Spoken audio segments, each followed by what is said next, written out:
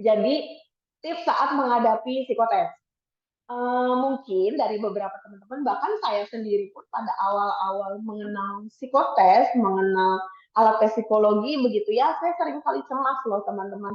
Dan mungkin kalau di dalam bahasa psikologinya kita sebutnya psikosomatis begitu ya, yang tiba-tiba saya keringetan, padahal ruangannya AC, misalnya seperti itu. Atau yang tiba-tiba saya bersin-bersin. Nah, tips mengatasi kecemasan, teman-teman bisa rileks dulu 5 sampai 10 detik, teman-teman tanpa pegang apa-apa, tutup mata, teman-teman konsentrasi, rileks, tarik nafas, hembuskan, begitu terus. Kalau dalam 10 detik teman-teman ternyata belum bisa juga gitu ya, ternyata kok masih keringetan, kok masih deg-degan gitu, teman-teman bisa berdiri, teman-teman bisa stretching dulu.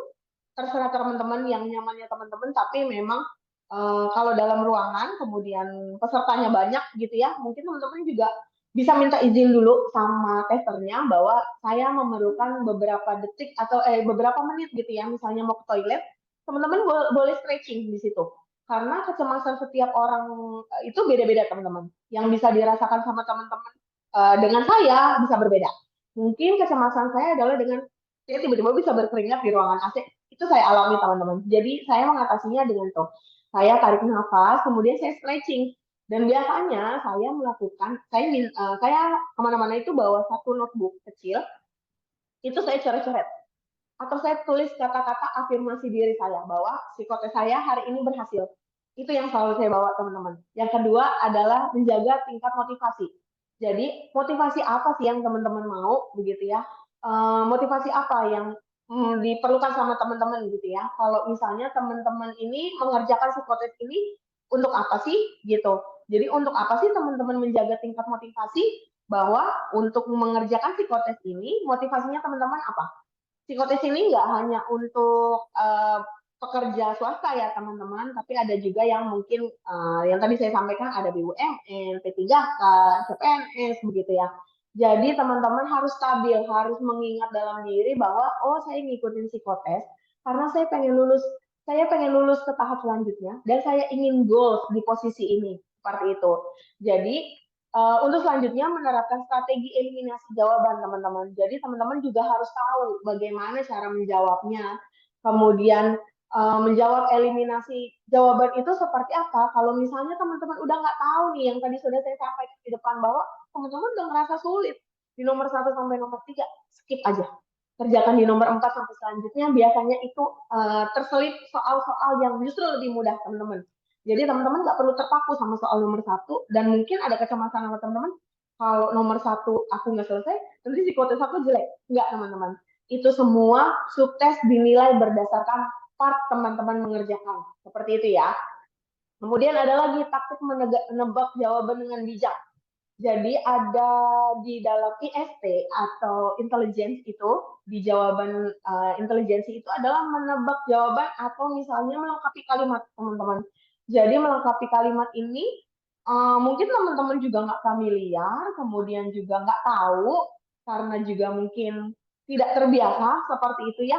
Jadi taktiknya menjawab dengan bijak adalah cocokkan jawaban yang paling mendekati dari jawaban tersebut teman-teman.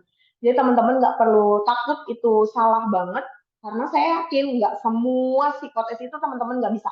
Pasti hanya ada beberapa part yang pada akhirnya kok susah banget ya, kok nggak bisa ya, seperti itu teman-teman. Jadi kita lanjut ya.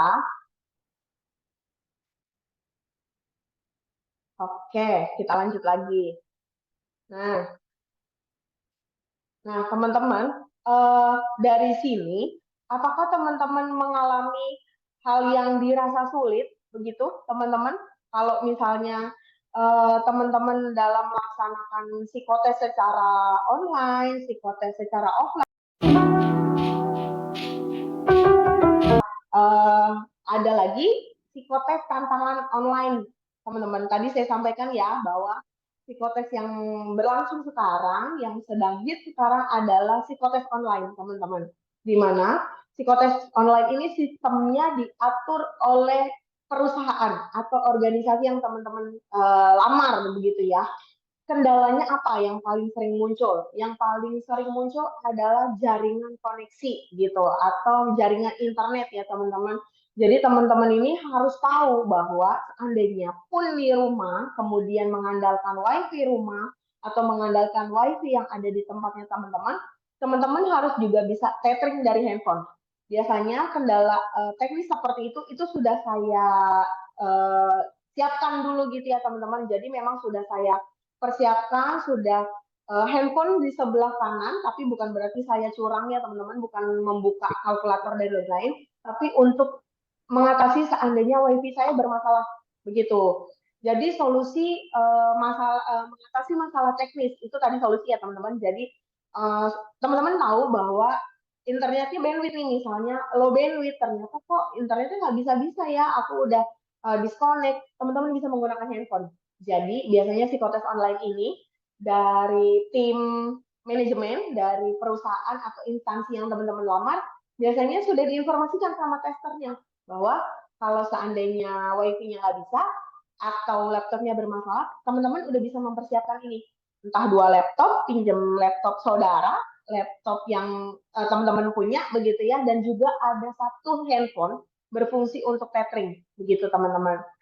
Jadi tipsnya biar psikotes online berjalan dengan lancar begitu ya. Jadi yang pertama adalah kita pasti berdoa teman-teman, mohon kelancaran sama Yang Maha Kuasa gitu ya, sama Allah Subhanahu Wa Taala bahwa hari ini kita akan melaksanakan psikotes, mohon bantuannya dan jangan lupa bahwa psikotes online ini itu dengan sistem. Jadi teman-teman nggak boleh sungkan, nggak boleh malu kalau seandainya psikotes ini ternyata di tengah jalan bermasalah. Misalnya baru di nomor 15, langsung hubungi testernya. Biasanya tim HR atau tim talent acquisition-nya sebelumnya sudah tektok dulu nih sama teman-teman, sudah informasi bahwa kita akan melaksanakan psikotes online ya, linknya diberikan dan lain-lain. Jadi teman-teman jangan sungkan untuk menanyakan kepada beliau gitu. Kak, ini kok nggak bisa? Bapak, Ibu mohon arahannya, saya tidak bisa melaksanakan baru di nomor 15. Seperti itu teman-teman. Jadi psikotesnya itu semua akan diakomodasi. Semua akan dihitung, semua akan dinilai, dan akan ada resultnya atau hasilnya. Jadi seringkali momok yang paling menakutkan saat psikotes itu adalah aku nggak lolos psikotes begitu ya, atau aku nggak lanjut karena psikotes aku nggak bermasalah. Biasanya tim HR, tim talent acquisition atau tim dari instansi itu akan memberitahu teman-teman bahwa teman-teman tidak lulus dan tidak bisa melanjutkan ke tahap selanjutnya atau biasanya dari psikotes ini interview begitu ya. Teman-teman nggak bisa lanjut ke tahap interview, kenapa? Karena hasil psikotesnya nggak lolos. Nah, seringkali teman-teman nanya, kenapa sih kok bisa ya psikotes aku nggak lolos, padahal aku udah pede banget kok. Aku udah ngerjain dengan sepenuh hati kok, begitu ya teman-teman. Jadi memang alasan yang pertama adalah karakter yang dimiliki sama teman-teman ini nggak sesuai dengan budaya perusahaan. Kenapa? Misalnya, teman-teman harus tahu dulu nih ngelamarnya, posisinya apa, kemudian si perusahaan atau instansinya ini bergerak di bidang apa. Orang-orang yang terbiasa tanpa target masuk ke perusahaan yang dikit-dikit target itu nggak akan bisa teman-teman. Jadi karakternya itu tidak akan bisa. Karakter slow beda dengan karakter dinamis. Karakter dinamis mau digojlok semanapun dia tetap akan bertahan. Justru senang dibanding dengan dia harus diam aja tanpa hasil, dia hanya menunggu begitu ya teman-teman. Itu dia lebih happy kalau orang yang dinamis. Yang kedua adalah pengembangan. Di sini saya tulis tidak semua perusahaan memberikan peluang pada kandidat yang memiliki kelemahan. Kenapa? Misalnya dari hasil psikotes biasanya interview dulu nih, interview awal dulu atau kita sebutnya screening ya teman-teman. Dari screening ini kemudian informasi bahwa misalnya saya melamar sebagai HR generalis begitu ya teman-teman.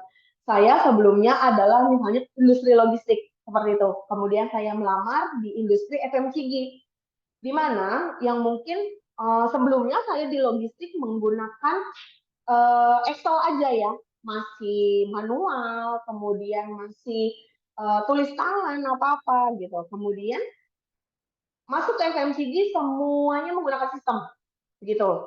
Dari hasil psikotes, dan juga hasil screening awal, biasanya tim rekrutmen dan tim talent acquisition ini akan mengkomposisi teman-teman. Apakah memang dari kelemahan bahwa tidak bisa sistem, atau mungkin teman-teman sekarang familiar dengan sistem payroll gitu ya. Ternyata belum pernah nih menggunakan sistem, tapi nanti di-compare dengan hasil psikotesnya. Kenapa? Oh ternyata dia masih bisa kok diajarinya, atau oh dia cepet kok bisa gitu. Kalau misalnya ternyata belum pernah menggunakan sistem, kemudian juga dari hasil psikotesnya pengajaran yang diterima itu lama, kemudian prioritas dirinya tidak dengan pekerjaan. Nah biasanya perusahaan-perusahaan ini nggak mau teman-teman. Perusahaan ini mau orang yang sudah matang, orang yang sudah siap bekerja dengan sistem yang mereka punya. Kalaupun belum bisa, kita adain training. Tapi dari training ini juga akan dilihat teman-teman, kalau misalnya dalam psikotes ini ternyata orangnya lemah dalam ingatan. Terus gimana dong kita mau training? Itu kan hanya buang-buang anggaran perusahaan ya teman-teman. Kemudian yang ketiga adalah packing good. Seringkali psikotes ini saya temukan bahwa kandidat-kandidatnya adalah packing good. Kenapa? Dia sudah tahu, mungkin teman-teman juga sekarang paham ya bahwa psikotes sekarang bisa diakses kok, atau psikotes sekarang bisa dipelajari dari Google misalnya seperti itu. Tapi teman-teman jangan salah bahwa ada karakter-karakter yang tidak bisa dipelajari teman-teman. Mungkin teman-teman bisa packing good dengan cara berhitung, kemudian latihan soal. Pada akhirnya misalnya intelijensi atau IQ-nya 120 misalnya seperti itu ya. Tapi tidak bisa dibohongi teman-teman dari hasil karakteristik kerja dan juga kepribadian. Nah itu, makanya tadi saya bilang, packing good ini juga diperlukan analisis yang lebih lanjut teman-teman. Jadi memang meskipun teman-teman mau belajar, kemudian mau curang gitu ya, misalnya di sampingnya ternyata dari selama melaksanakan psikotes online menggunakan kalkulator. Tapi tetap nggak bisa dibohongi teman-teman bahwa psikotes itu adalah murni hasil dari teman-teman tanpa bisa dibohongi gitu. Dan yang ketiga, yang terakhir, yang keempat adalah hasil psikotesnya overqualified. Kenapa saya bilang? Dari karakteristik kepribadian, teman-teman, itu ada 4 jenis kepribadian, di mana nantinya kalau teman-teman dimasukkan posisinya untuk staff, misalnya gitu ya, ternyata overqualified. Kenapa? Jiwa pemimpin dia tinggi banget loh. Atau ternyata, oh dia lebih dominan loh dibanding nanti supervisornya. Bukan berarti supervisornya lebih nggak mau berkembang gitu ya. Cuma yang dilihat adalah dominansi atau caranya dia dalam nge-build tim. Seperti itu. Jadi orang-orang yang overqualified biasanya juga nggak keterima teman-teman. Jadi kita harus gimana? Apakah harus yang bagus atau ya udahlah yang jelek aja. Jadi kalau saya cuma jadi staff misalnya, saya ya udah seadanya aja, enggak juga teman-teman. Jadi overqualified itu biasanya nanti kita akan lihat nih. Mungkin teman-teman sering dengar gitu ya dari hasil interview bagaimana pandangan teman-teman nih 5 tahun ke depan atau 3 tahun ke depan mau jadi apa sih, kayak seperti itu. Dan overqualified kalau misalnya dia yang dibutuhkan adalah jenjang supervisor, tapi dia sudah menguasai 5 bahasa misalnya, itu kan nggak bisa juga teman-teman. Tapi tidak bisa dimasukkan ke level manager sebab ya kebutuhannya memang untuk supervisor aja seperti itu.